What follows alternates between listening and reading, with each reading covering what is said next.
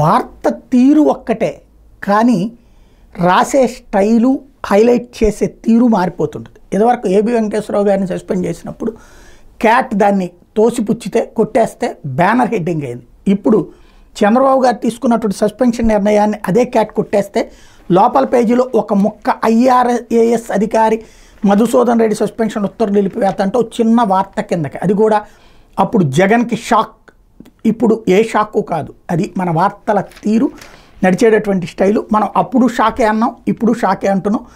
IRAS అధికారి ఎం మధుసూదన్ రెడ్డి సస్పెన్షన్ని నిలిపేస్తూ కేంద్ర పరిపాలన ట్రిబ్యునల్ క్యాట్ మధ్యంతర ఉత్తర్వులు జారీ చేసింది. ప్రాథమిక ఆధారాలను పరిశీలించిన మీదట సస్పెన్షన్ తీరు సరిగా లేదని వ్యాఖ్యానించింది. పూర్తి వివరాలతో కౌంటర్లు దాఖలు చేయాలని కేంద్రంతో పాటు ఆంధ్రప్రదేశ్ ప్రభుత్వాన్ని కూడా ఆదేశిస్తూ విచారణ ఈ నెల 27కి వాయిదా వేసింది.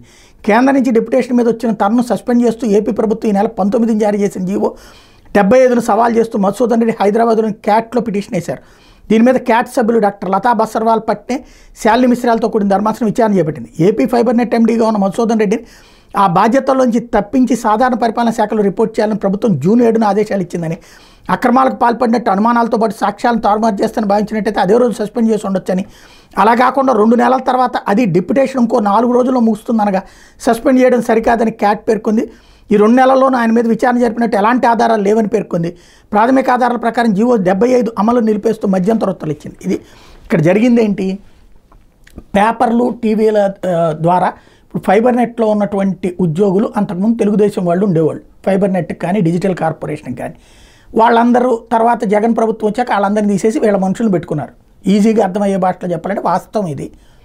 పెట్టుకున్న తర్వాతన వీళ్ళకి తెలుసు అక్కడ ఎట్లా జరుగుతాయి, ఏం జరుగుతాయి అన్నట్టు. కాబట్టి దిగిపోగానే అదంతా మధుసూదన్ రెడ్డిని అధికారిని టార్గెట్ చేశారు. టార్గెట్ చేసి ఇదిగో ఇట్లా జరిగింది. ఎందుకంటే అప్పట్లో హరిప్రసాద్ని వాళ్ళు టార్గెట్ చేశారు వైసీపీ. కాబట్టి ఇప్పుడు మధుసూదన్ రెడ్డిని టార్గెట్ చేశారు. హరిప్రసాద్ వేరు, మధుసూదన్ రెడ్డి వేరు. ఇక్కడ మధుసూదన్ రెడ్డి వచ్చేటప్పటికి అధికారి, హరిప్రసాద్ వచ్చేటప్పటికి అక్కడ వేరే వ్యవహారాలకు సంబంధించినటువంటి ప్రైవేట్ వ్యక్తి. అది తేడా. బట్ ఇక్కడ దానికోసం పత్రికలు, తెలుగుదేశం అనుకూల పత్రికలు, తెలుగుదేశం అనుకూల మీడియా, వాళ్ళ సోషల్ మీడియా వాళ్ళు పెద్ద ఎత్తున ఏం చర్యలు తీసుకోవట్లేదు అన్నారు. కాబట్టి ఆయన సస్పెండ్ చేశారు. అంటే అది కాదు అసలు విషయం. ఆయనతో ఏదో ఒకటి కమిట్ చేయించాలని ప్రయత్నిస్తున్నారు. ఎస్పెషల్లీ ఏంటి అంటే ఫైబర్ నెట్లో కుంభకోణం జరిగింది అన్నట్టు. అతను ఏం చెప్తాడు? ఒకవేళ అతనే కుంభకోణానికి పాల్పడితే బయటికి చెప్తాడా? అది దర్యాప్తు చేయాలి. దర్యాప్తు చేశాక అవసరమైతే అరెస్ట్ చేసి జైల్లో కూడా పెట్టచ్చు. అక్కడ ముందు ప్రాథమికంగా ఆధారాలు అయితే ఏం కనిపించలేదు. ఇంకోటి ఫైబర్ నెట్ మొన్నటిదాకా మూసేసి ఉండగా అతను కుంభకోణానికి పాల్పడ్డాడని ఎట్లాగా పేపర్లో వచ్చింది. కాబట్టి 7 లక్షల కనెక్షన్స్ 5 లక్షలకు పడిపోయినాయి కాబట్టి అని చెప్పేసి.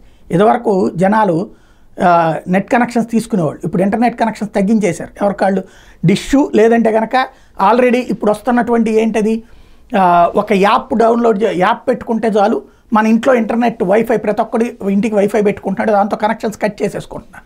దాంతోపాటు ఫైబర్ నెట్ దాంట్లో ప్రయోజనం లేదు, జావలేదు, దాంతో ఎవడూ తీసుకోవట్లేదు. దానికి అది కుంభకోణం అన్నటువంటి కోణంలో నుంచి రాసుకొచ్చారు. అది పాలనాపరమైనటువంటి వైఫల్యం అని విమర్శించడంలో తప్పలేదు, కానీ దాని కుంభకోణం అని పట్టుకొచ్చారు. దాంట్లో జరిగింది. మేబీ డబ్బులు తింటే తినచ్చేమో, అది బయటికి తీయాలా, తీసి అరెస్ట్ చేయొచ్చు కూడా కావాలంటే. కాకపోతే ఈలోపుగా సస్పెండ్ చేయడంతో జరిగినటువంటి వ్యవహారం ఇది.